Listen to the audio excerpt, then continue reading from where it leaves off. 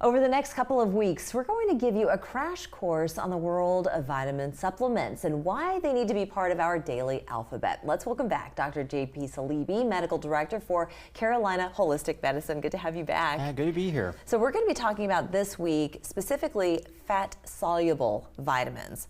So what's the difference between a fat-soluble vitamin versus a water-soluble vitamin? Well, if you go back to like basic chemistry, you have things that float on water, the fats, the lipids, and they're lipophilic. They like to be around other fats, and they don't dissolve in water. So that's the kind of basic of the two classifications of vitamins. You have the A, D, E, and K, which are fat soluble or dissolve in fat, and then you have your like your B complex and some of those others that are water soluble. I see. So like when you take a B12 sublingual, that's why. So it dissolves in your body easily and... Right. Okay. So that's in a class of water soluble, and yes. what your body doesn't retain, usually you urinate the excess out. Yeah, we had talked about that a couple of weeks ago where you could take a lot of milligrams, Right. but your body will only absorb just so much. Right. So with a fat-soluble vitamin, do you recommend taking it with a fatty food? How does that work? Yeah, it's better absorbed and better tolerated if you take it with some kind of food or protein or fats. The thing is, with fat soluble, it doesn't flush out the excess. Oh. It can be retained, and there are cases where if you take too much, it can harm certain organs like your eyes and your liver, things like that. Can you give us an example? Yeah, so the Inuk people, the Eskimos, they have a diet rich in animal blubber and fats, and they eat livers of certain animals like the polar bear and whatnot, and that is rich in vitamin A, which is a fat-soluble vitamin. So it can build up a toxic level, and it can affect their vision. It can cause blindness, it can cause liver damage. Can we go through some of these fat-soluble vitamins and what they are good for? Sure. Yeah, let's do that. So we'll start with A. Let's do that. A, the top of the alphabet. Vitamin A are retinols. It does come in a precursor called beta-carotene, which can be converted to the fat soluble in our bodies.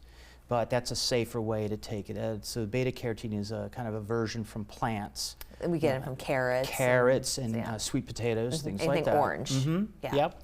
So high doses of vitamin A in a short period of time can be very helpful. There are a lot of clinical trials showing its benefit to fight measles. So in an unvaccinated person who's not been vaccinated against measles, if they contract it, they can use a 5-day course of high dose of vitamin A to cure them. It's fascinating. Let's move down the alphabet. D. Okay. D, super important. Well, first of all, let's break the news that vitamin D is not a vitamin. Okay. It's a hormone. Oh. Because we make it. Anything we make is not, in actuality, a vitamin. So let's talk about D. D is not truly a vitamin. It was discovered as a vitamin before they knew we could make it.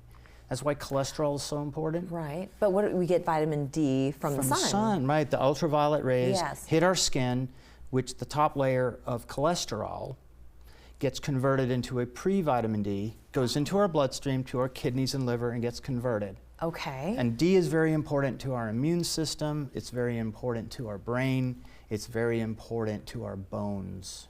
Yes, it is. And that's where you get from milk and things like that, right? All right, we've got two left, E and K. Well, 1 minute left. Let's do K. Okay. Because K is so important. K helps D, and they should be taken together.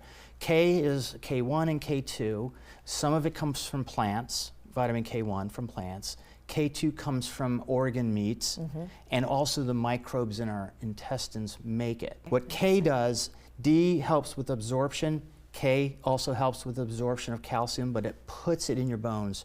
It doesn't put it in your arteries or your brain, right? So fascinating. Yeah. So they should be taken together. Okay. So basically, anytime you're about to add supplements to your diet, it's always a good idea to check with a professional With to your make doctor, sure. Yes, the doctor that knows what they're talking about. And you are the one to talk to. So make sure that you do visit Carolina Holistic Medicine. You always have such great information. Next week, we're going to be talking about CoQ10. This has actually been a very popular vitamin.